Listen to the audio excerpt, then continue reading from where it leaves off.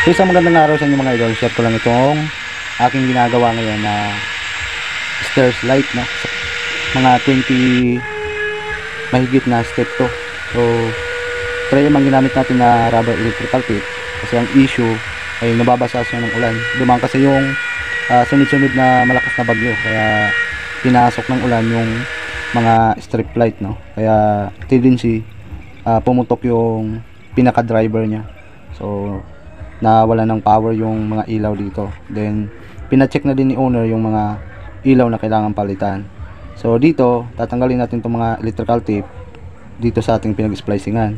Ito yung gagamitin natin para dun sa strip light. Then 3M naman para dyan sa may splicing na rubber electrical tape. So tinira ko talaga to ng umaga hanggang maghapon. So gumamit na talaga ako dito ng plywood support ako sa likod dahil napakatirik ng araw mga idol. So tiis lang talaga para matapos lang tong concern ng owner natin. So itong trabaho natin na to ay mabilisan to dahil pag inabot tayo ng ulan dito ay naka-expose pa yung ating mga strip light, no? So ito yung mga dulo ng strip light na nilagyan natin ng rubber electrical tape, no? Para hindi na makapasok yung tubig ulan dito. So talagang isi-secure ko na to para hindi na magkaroon ng problema pa. Isa kasi sa pinoproblema natin kapag nasa outdoor yung ilaw, automatically yung ulan yung ating iisipin, yung mababasa yung ilaw. Kasi kapag nababasa, automatic pag nagkaroon ng grounded, magkaroon ng shorted, automatically yung driver niyan ay masisira talaga. So automatic another gastos talaga siya. So dito basic tutorial lang para sa mga kapwa ko mga electrician, no? So itong rubber electrical tape, dito ko to gagamitin sa may dugtungan dito.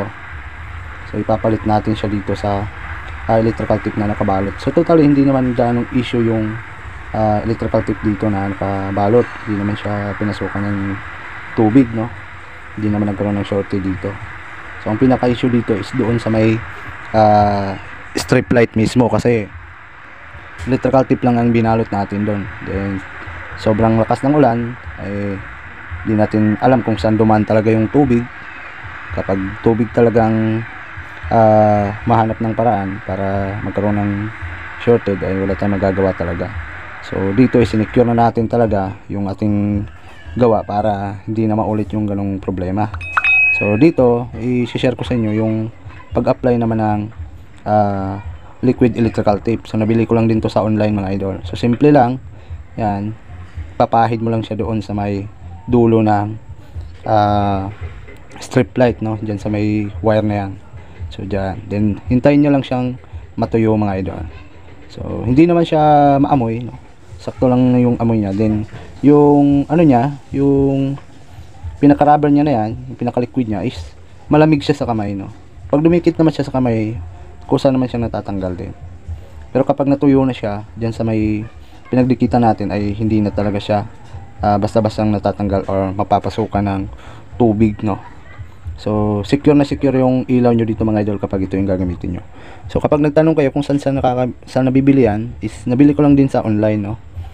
So nagkakalaga din ng 400 plus kasi kasama na yung shipping fee kasi sa online ko na din siya binili. After sa mga ilang oras ay natapos na din natin, nabot na tayo halos ng hapon, no, sa paggawa nitong ilaw na to. So ayan, nagapan natin yung problema, nagpalit tayo ng driver, then sinecure natin na hindi na mapapasukan pa ng tubig gamit itong rubber electrical tape and liquid electrical tape.